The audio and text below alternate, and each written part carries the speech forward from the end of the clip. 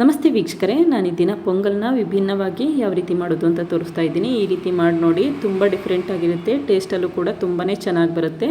ಬೇಕಾಗಿರುವಂಥ ಸಾಮಗ್ರಿಗಳನ್ನ ನೋಟ್ ಮಾಡ್ಕೊಳ್ಳಿ. 1 ಕಪ್ ಹೆಸರು ಬೇಳೆಗೆ 3 ಕಪ್ಪಷ್ಟು ಅಕ್ಕಿ ತೊಗೊಂಡಿದ್ದೀನಿ. 2 ಹಸಿರು ಮೆಣಸಿನ್ಕಾಯಿ ಉದ್ದಕ್ಕೆ ಸೀಳಿಟ್ಕೊಂಡಿದ್ದೀನಿ. 1 ಟೇಬಲ್ ಸ್ಪೂನ್ ಜೀರಿಗೆ, 1 ಕಪ್ ತೆಂಗಿನಕಾಯಿ ತುರಿ, 1/4 ಟೇಬಲ್ ಸ್ಪೂನ್ ಕಾಳುಮೆಣಸು, ಸಣ್ಣಗೆ ಹೆಚ್ಚಿರುವಂಥ ಕೊತ್ತಂಬರಿ ಸೊಪ್ಪು 4 ಟೇಬಲ್ ಸ್ಪೂನ್, ಸಣ್ಣಗೆ ಪೀಸ್ ಮಾಡಿರುವಂಥ ಗೋಡಂಬಿ 4 ಟೇಬಲ್ ಸ್ಪೂನ್,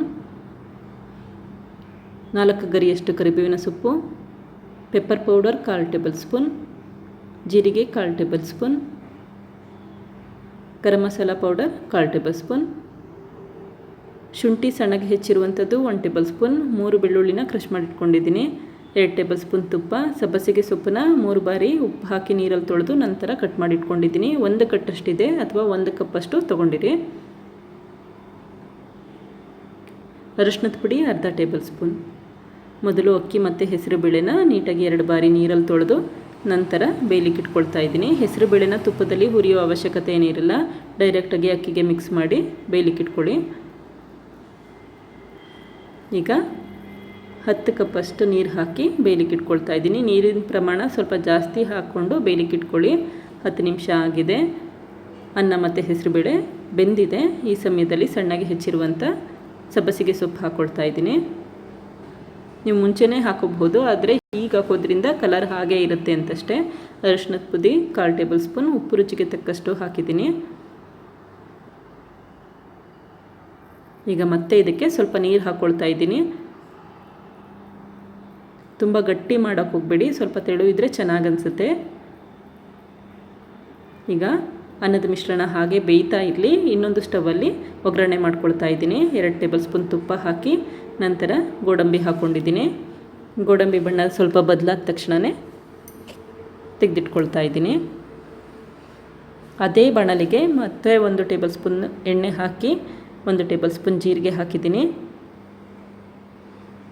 ನಂತರ ಸಣ್ಣಗೆ ಪೀಸ್ ಮಾಡಿರುವಂಥ ಶುಂಠಿ 1 ಟೇಬಲ್ ಸ್ಪೂನ್, ಕ್ರಷ್ ಮಾಡಿರುವಂಥ ಬೆಳ್ಳುಳ್ಳಿ 3, ಹಸಿರು ಮೆಣಸಿನ್ಕಾಯಿ 2 ಹಾಕಿ ಫ್ರೈ ಮಾಡ್ಕೊಳ್ತಾ ಇದ್ದೀನಿ. ಖಾರ ಜಾಸ್ತಿ ಬೇಕು ಅಂದರೆ ಹಸಿರು ಮೆಣಸಿನ್ಕಾಯಿ ಹಾಗೆ ಪೆಪ್ಪರ್ನ ಜಾಸ್ತಿ ಮಾಡ್ಕೊಳ್ಳಿ. 1/4 ಟೇಬಲ್ ಸ್ಪೂನಷ್ಟು ಕಾಳುಮೆಣಸು ಹಾಕ್ಕೊಂಡಿದ್ದೀನಿ. 4 ಗರಿಯಷ್ಟು ಕರಿಬೇವಿನ ಸೊಪ್ಪು ಹಾಕಿದ್ದೀನಿ. ಸ್ವಲ್ಪ ಫ್ರೈ ಆದ ತಕ್ಷಣವೇ ಕೊನೆಯಲ್ಲಿ 1/4 ಟೇಬಲ್ ಸ್ಪೂನಷ್ಟು ಅರಿಶಿಣದ ಪುಡಿ ಹಾಕ್ತಾ ಇದ್ದೀನಿ.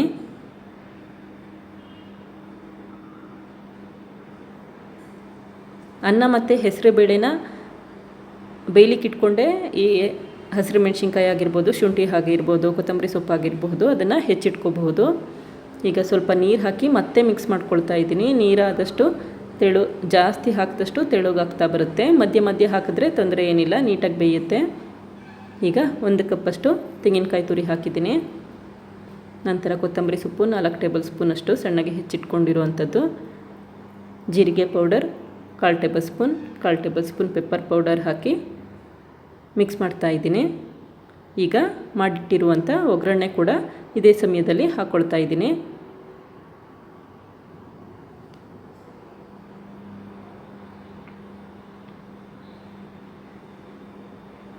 ಇದನ್ನೀಗ ಒಂದು 5 ನಿಮಿಷ ಬೇಯಲಿಕ್ಕೆ ಇಟ್ಕೊಳ್ತಾ ಇದ್ದೀನಿ. ನೋಡಿ, ಈ ರೀತಿ ಮಾಡೋದ್ರಿಂದ ತುಂಬ ಬೇಗ ಆಗುತ್ತೆ.